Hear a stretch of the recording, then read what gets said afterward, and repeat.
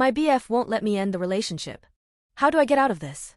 My 46F boyfriend James 38M refuses to let me end the relationship. We've been together for a little over a year and living together since November. Before we moved in together things were good. We lived in different areas, so most of our time together was over weekends. We got along well, talked often, phone and texts, did things together, met each other's families, etc. If any issues arose we talked about them and worked it out. Which is why we decided to move in together.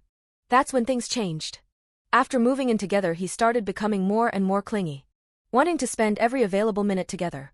He started staying home a lot. I work from home. We all of a sudden were constantly together. It started to become an issue. But when I tried to talk to him about it, it was my fault he was being that way. I wasn't giving him quality time, because being in the same room with someone isn't being together. Just occupying the same space. So I made it a point to give him the one-on-one, without distractions daily. It got worse. He started throwing tantrums. We'll get invited to go somewhere and last minute he'll decide he doesn't want to go but says it's fine if I do. I won't be gone 30 minutes when he'll start texting me and he'll text non-stop the whole time. If I stop answering I get messages that will say things like I won't be here when you get back or you're not going to like what you find when you do get back. Then when I do get back, doesn't matter if I come back right away or hours later, he's crying and telling me how neglectful and dismissive I am of his feelings. At first I listened and apologized, tried to be more mindful. But then his insecurities started. He started questioning if there was someone else. He said it was his insecurities, nothing I was doing, but it's better to voice them and have my reassurance than to just let it fester. That makes sense the first time, maybe the second time, not the 15th time. We started arguing, 'cause when exactly do I have time for someone else? We are never apart for more than 10 minutes. It just got worse. He started arguments over nothing. Nothing would be going on, nothing would happen, he'd just come in the room yelling. He's read my journals, he either goes through my phone or has installed spyware on it. He questions me about things I've written in the journal or text messages. Then tried to lie and say that he read it over my shoulder.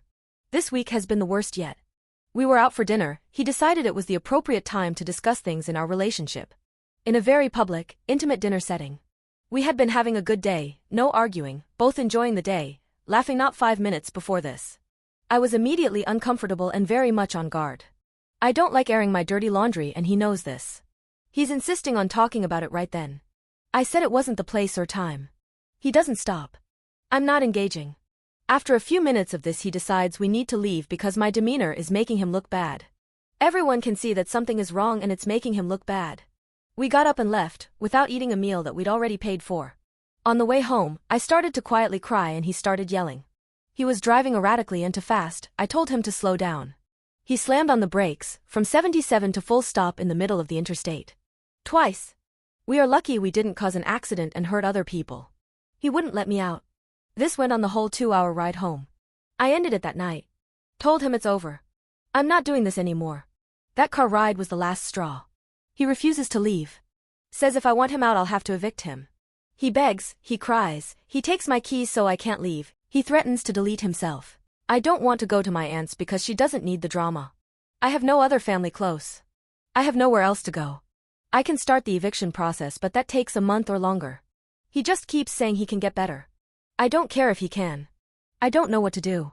Am I really gonna have to deal with this until I can evict him? The police here won't do anything 'cause he hasn't physically assaulted me. I tried a civil no contact, judge said the same thing. I called a lawyer, same thing. Until he physically assaults me there's nothing they can do to help me. How do I handle this? Edit, clarification. I've been married once. He was abusive, was sleeping with his first wife behind my back. Once my divorce was final, 2014, he remarried first wife. She died less than a year later under mysterious circumstances. 2 years after the divorce he died of a massive heart attack. He has a son that I raised for years, that is 17 now. My boyfriend died in 2017. He fell asleep while driving home from work, graveyard shift, crossed the center line and hit a semi head-on. He was pronounced at the scene. He was a mile from home. The next one was in 2018, he cheated and an alcoholic. We split up October of 2023. I met current BF in December of 2023. I know not much time between last two. Also, I'm not questioning if I should get out of relationship. Just how to handle this until I can get him out of my house. I own my home. So there is no landlord to speak of. I've called the police, a lawyer, and my county judge. all day since he hasn't physically assaulted me that there is nothing they can do to help. Update. It's been 4 months and I thought I'd post an update. I took some of the advice and filed the eviction a week after my original post. I switched bedrooms and placed locks on my bedroom and office doors. I tried to stay calm and not engage in arguments. Did my best to keep things smooth until eviction. He was not having it. He would go from crying, to talking calmly, to yelling, daily. The more I refused to engage, the more volatile he became. The more aggressive he was. If I didn't respond to him within 5 minutes, text or in person, I was ignoring him. Didn't matter if I was working, driving, doing stuff around the house, or just sitting at home. It was exhausting and I was just counting the days. Approximately 1 week until eviction, he was sending me texts while sitting in same room as me. I finally told him I was due to answer another message. He sent 3 more long texts. I set my phone down and got to leave the room. He attacked me before I got to the doorway. He knocked me to the ground, slammed my head and arm against the floor, tried to force himself on me, and then headbutted me, gave me 2 black eyes. After this he took my phone, loaded his things into the car, and left. This happened on a Friday evening. My cousin and a friend came to stay with me for the weekend. That night my friend found a hidden camera in my fireplace. I took pictures and disconnected it. We spent the rest of the weekend looking for others. We didn't find any more but did find a GPS tracker on my car. We also found my basement door, that leads to outside, had been tampered with. Also, my basement door, leading into the house, has a chain lock. Well, the bracket that is attached to the doorframe had the screws clipped short and then pushed back into the frame. So that it would hold but with just a bit of pressure wouldn't hold. Making the chain lock useless. I documented and took pictures of it all. He continued to call and make threats all weekend. He said he went back to his hometown but I don't think he did. I think he sat in his car watching my house all weekend. The following Monday I filed a no-contact order through the courts. That same day he was arrested on his way back to his hometown, unrelated charges. I was granted the no-contact order. He is still in jail. The last couple months have been a struggle for me emotionally. I didn't realize how much of a toll all this had taken on my mental. I've been looking into therapy. Couldn't hurt any at this point. My physical injuries healed up, no permanent damage. Just swelling and bruising. That's it. I've just been working on me. He's still in jail and I'm unsure of when he'll get out. But I'll be notified when he does get released. Thank everyone for all the advice. I really appreciate those that answered and gave advice. Edit. Did I report the assault and get counseling? Assault, I tried.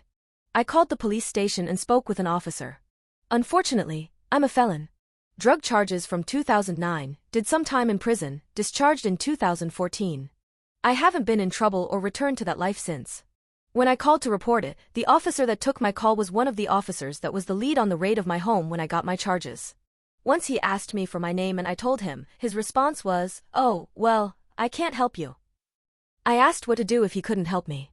He said I could try to file a no-contact through the courts. So that's what I did. Counseling, I've started looking into it. I've got to find one that my insurance approves of. Update 2. I really appreciate everyone's advice and concern, it really does mean a lot. I decided to heed everyone's advice and move. I went and spoke to my aunt and told her everything. I'd previously told her very little. She has offered to buy the house, so it can stay in the family. We have also found someone to come twice a week to help her with her household stuff and a daily meal delivery service. I've also spoken with my son and he assures me that he is and will be okay. He'd rather I be safe. I work from home but my boss is helping transfer me to a different office. But assure me that I don't have to wait for that to happen before I move. I'm also now working with a DV organization.